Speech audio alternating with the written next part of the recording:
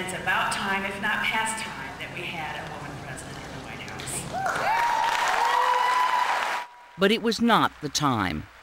History crystallizes in moments, but it is formed by decades. As she closed her campaign, Hillary Clinton thanked some of her most ardent supporters.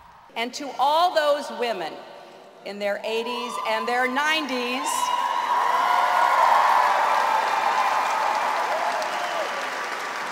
born before women could vote, who cast their votes for our campaign. It was important to Clinton to put the period on this chapter in history, written by almost 18 million voters, many of them women.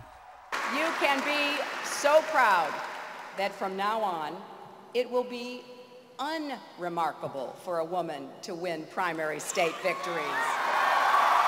Unremarkable to have a woman in a close race to be our nominee. Unremarkable to think that a woman can be the President of the United States, and that is truly remarkable, my friends. You get hit by shrapnel when you break barriers. There were questionable columns, over-the-top punditry, and no one else was asked whether he was tough enough. And in the gentleman's words, we face a lot of evil men.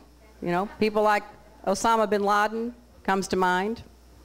And what in my background equips me to deal with evil and bad men?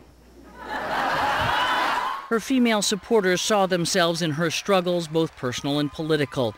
She was in their comfort zone, sometimes too close for comfort. There was a teacher in Des Moines. The hard thing is I am going through menopause.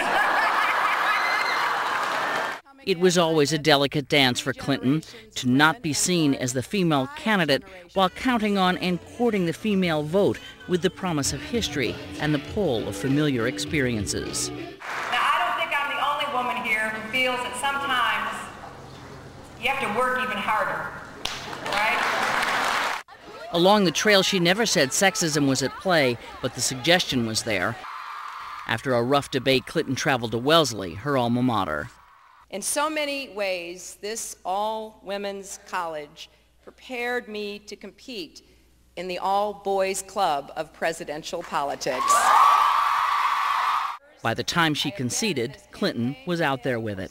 Like millions of women, I know there are still barriers and biases out there. For multiple reasons having nothing to do with gender, history did not crystallize for Hillary Clinton. But she believes she and her supporters are part of the decades that have shaped what surely will come. Although we weren't able to shatter that highest, hardest glass ceiling this time, thanks to you, it's got about 18 million cracks in it.